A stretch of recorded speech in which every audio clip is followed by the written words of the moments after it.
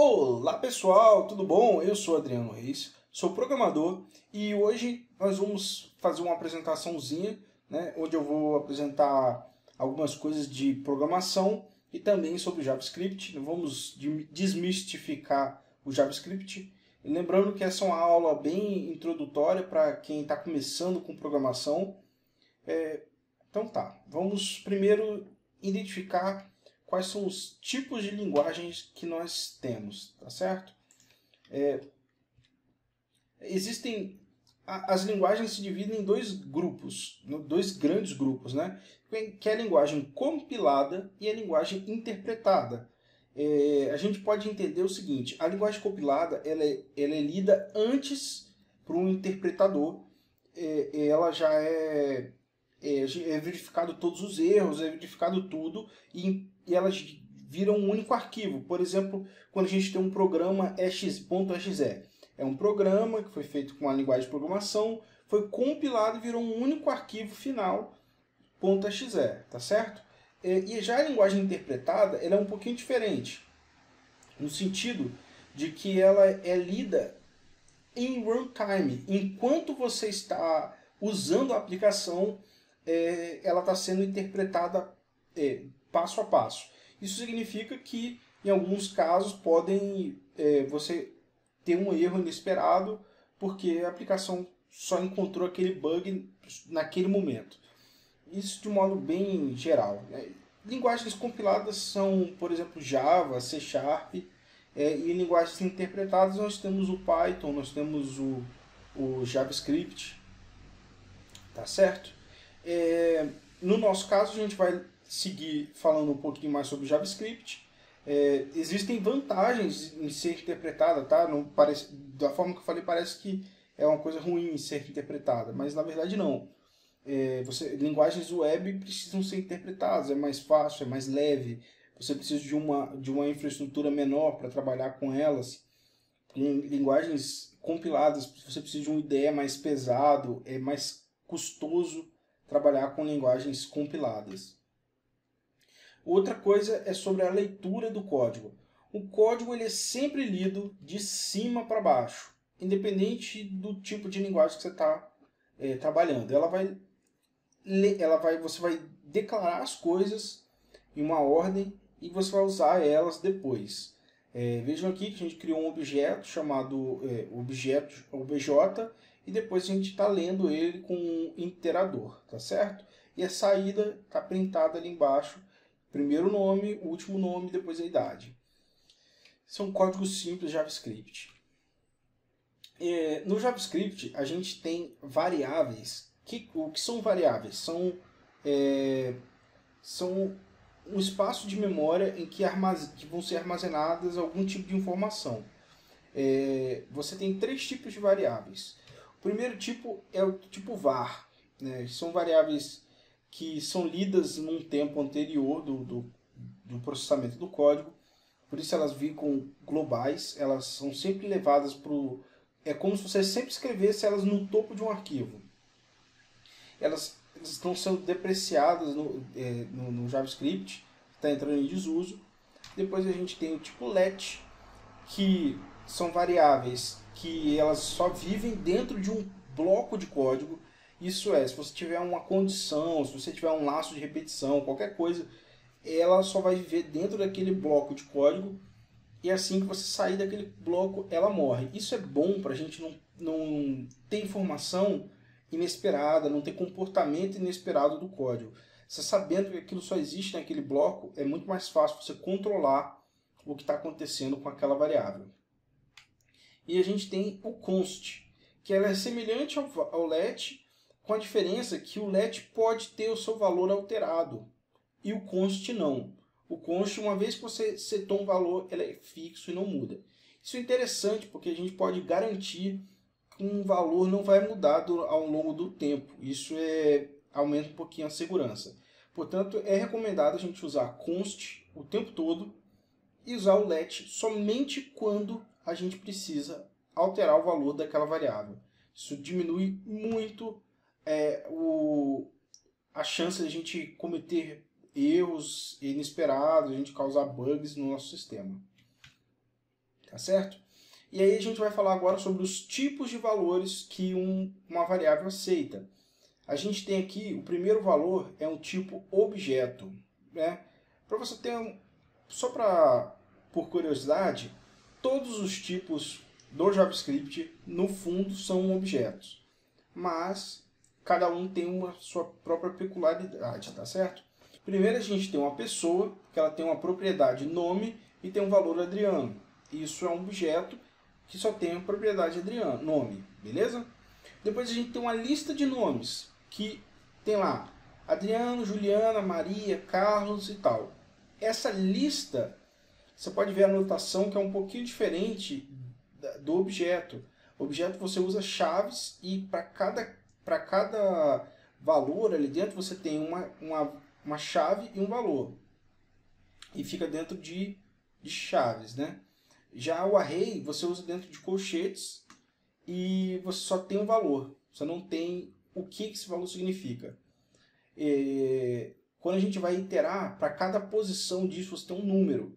A posição inicial é 0, 1, 2, 3 e assim por diante até o tanto que você precisar. O array ele pode ser de vários tipos e ele pode ser do tipo numérico, ele pode ser do tipo booleano, que a gente vai falar um pouco mais à frente, string, que é o nosso caso aqui. Ele pode ter mais de um tipo num único array também. Pode ser misto no JavaScript. Outras linguagens não podem ser mistos, tá certo? Numérico. Basicamente a gente tem dois tipos de número. São os números inteiros e os números float, do tipo float. A diferença é que, obviamente, números inteiros não têm casas decimais e números do tipo float você vai ter casas decimais e quando você fizer algum tipo de conta, você vai ter resultados você tem que considerar as casas decimais. O JavaScript não trabalha muito bem com números, ele nos milésimos assim, ele tem um arredondamento que para números, contas muito precisas, vai ter um arredondamento em cada conta e vai dar uma diferença. Se você fizer isso, um cálculo muito preciso, sei lá, numa calculadora científica, você vai ver que dá uma diferença. Mas para cálculos básicos, que é o que a maioria dos sistemas já vai atender e vai funcionar muito bem. O JavaScript não foi feito para ficar fazendo conta, né? Se você precisa fazer conta, você usa outra linguagem e você usa JavaScript só para exibir. A gente tem um tipo string.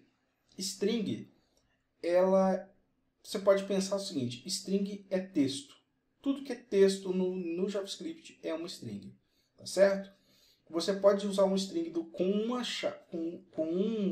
uma aspa ou aspas duplas e tem uma forma de concatenar strings que eu vou mostrar para frente, tá? E é bem interessante. Existe também o tipo booleano. Booleanos são valores que são variáveis que só podem aceitar dois tipos de valores, true e false. Também você pode entender como 0 ou 1, você pode entender verdadeiro ou falso, né, como o português diz, sim ou não, mas enfim, é sempre dois valores, true e false. Você pode usar o booleano para várias coisas, como uma flag de validação, você pode usar, enfim, para dizer se existe ou não uma condição do seu objeto.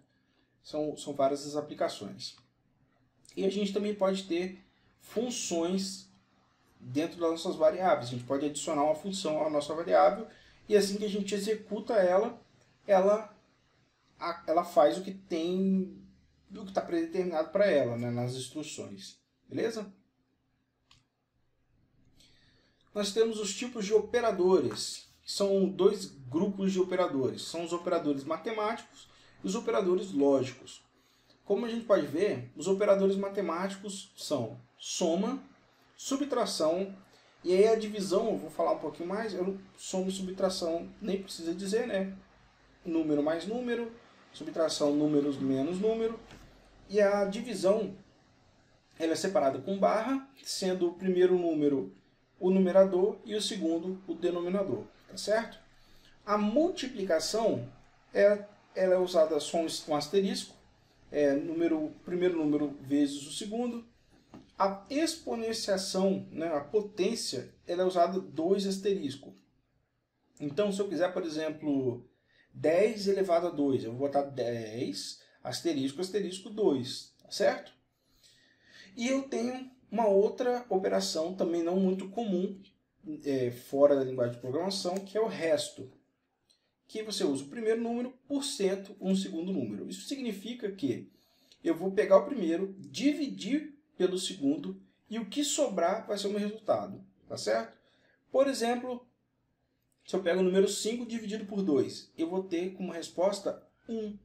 Por quê? 5 dividido por 2 é igual a 2 e sobra 1, tá certo? É isso aí. Basicamente, os operadores matemáticos são esses. É lógico que existem outros, mas esses são os principais e já quebram muito galho. A gente também tem os operadores lógicos. O que são isso? Operadores lógicos, eles sempre vão ter como resposta verdadeiro ou falso. Então, funciona da seguinte forma. Eu tenho uma condição e eu vou comparar essa condição com a segunda. Pode ser um string, pode ser um número, pode ser um booleano, pode ser várias coisas. Mas eu vou ter o primeiro. Se esse primeiro for igual ao segundo, então a resposta é true. Se não for igual, é falso. O meu not equals, que é uma negação do anterior, né? Se o primeiro for diferente do segundo, então está verdadeiro. Se o primeiro for igual ao segundo, então é falso. AND. AND já é um pouquinho diferente, um pouquinho mais evoluído. Você não está comparando uma coisa a outra. Você está testando se a primeira condição for verdadeira e a segunda condição também for verdadeira, então a resposta dele é true. Mas se uma das duas for falso, então a resposta dele é falsa. Beleza? O OU é semelhante ao E, mas da seguinte forma.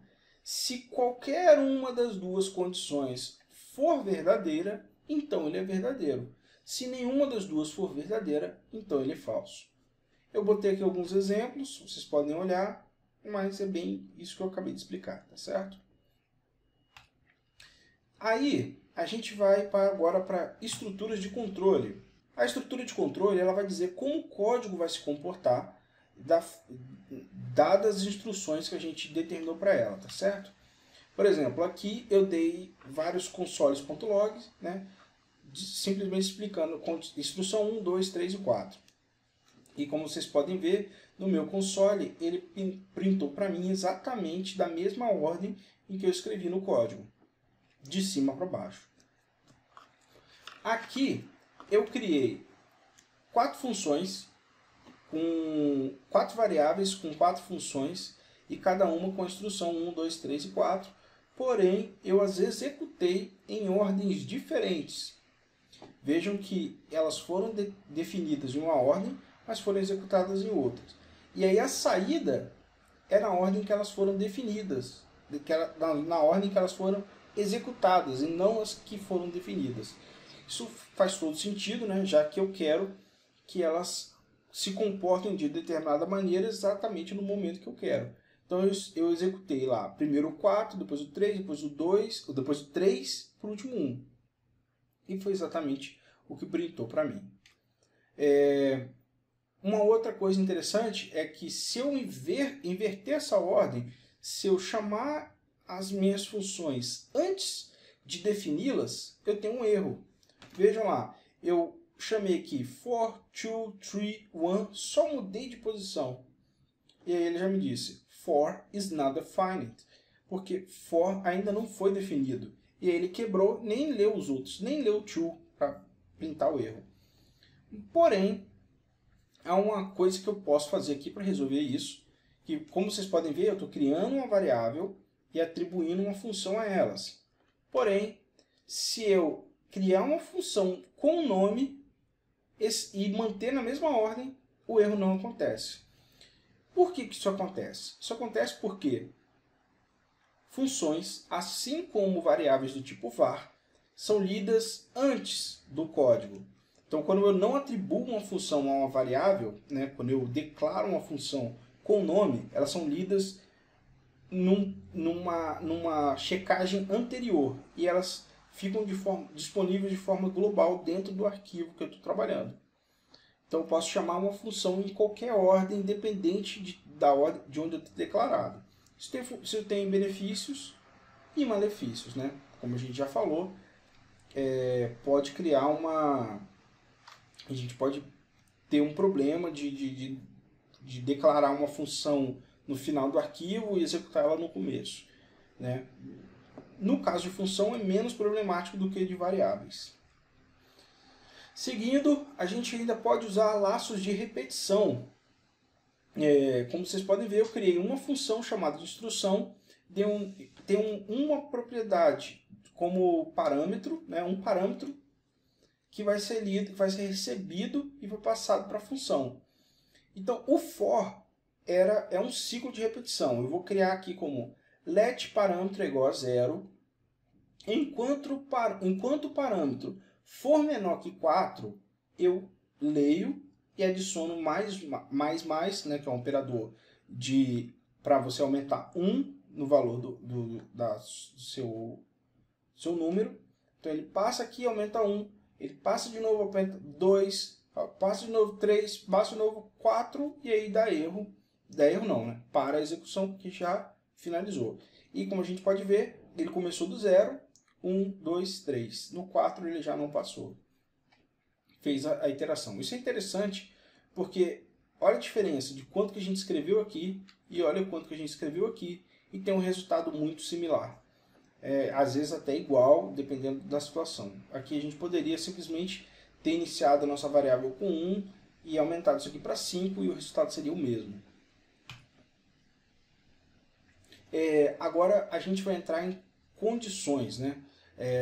O famoso if.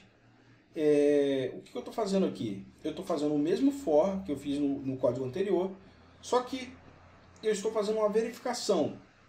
Se o valor do parâmetro for %2 for igual a 0, isso é, se ele for par, eu vou fazer a primeira instrução. Se não, eu faço a segunda, ou seja, ele é ímpar. E aí eu tenho garantia de que ele sempre vai printar aqui números pares, números ímpares, números pares, números ímpares. Beleza? Uma coisa interessante é que o for, você precisa trabalhar com inteiros, tá? Ele sempre vai aumentar um número inteiro e vai passar a fazer essa checagem sempre com inteiros. Agora que a gente já falou sobre a estrutura de código, tipo de variáveis, valores de variáveis, vamos ligar as coisas. Vamos fazer as conexões entre o Node e o JavaScript, beleza? Bom, essas são as nossas peças do nosso quebra-cabeça. E o Node, ele é uma plataforma que lê o JavaScript. Ele vai interpretar o JavaScript em real time, né? E isso permite a gente trabalhar com o JavaScript fora dos navegadores. O JavaScript foi inventado já há algum tempo, logo no começo dos browsers, e ele tinha como função dar alguns efeitos nos sites, ter alguns efeitos visuais, a leitura de código, na hora de printar as informações e tal. Assim, era bem restrito o uso do JavaScript. E aí o Chrome inventou uma funcionalidade muito boa, que é o V8, que é uma ferramenta que interpreta o JavaScript no navegador Chrome, e ele abriu o código. Então pegaram o código do V8 e desenvolveram o Node, que é uma plataforma que usa o motor do Chrome para ler o JavaScript e usar em outras coisas. Com isso a gente pôde usar o JavaScript para o back-end. A gente pode usar o JavaScript até como banco de dados. Então, existem bancos NoSQL que usam o JavaScript, existe back-end que usa o JavaScript, enfim. E por isso aí surgiu também tantos frameworks em JavaScript nos últimos anos. O JavaScript vem dominando o mundo aí. A gente também precisa de um IDE. No nosso caso, a gente vai precisar só de um editor de texto. E aí, gente, o IDE ele é muito mais robusto, tem muito mais funcionalidades, só que ele é muito mais pesado, ele consome uma quantidade de memórias muito maior, tá? E normalmente, dependendo do que você vai trabalhar, ele é pago, é diferente de um editor. O editor é bem mais fácil de se trabalhar, a gente usa principalmente o Visual Studio, tem o Sublime, tem muitos outros editores para JavaScript que trabalham muito bem. O Visual Studio já está chegando quase no nível de um IDE. É muito bom e bem leve, tá certo? Também a gente tem o nosso JavaScript, que é a linguagem de programação. Que a gente tem que entender que cada linguagem tem vantagens e desvantagens e ela tem uma usabilidade meio que pré-determinada para ela. Lógico, existem linguagens mais versáteis do que outras, mas para cada coisa você vai ter um benefício maior em usar uma determinada linguagem a outra, tá certo?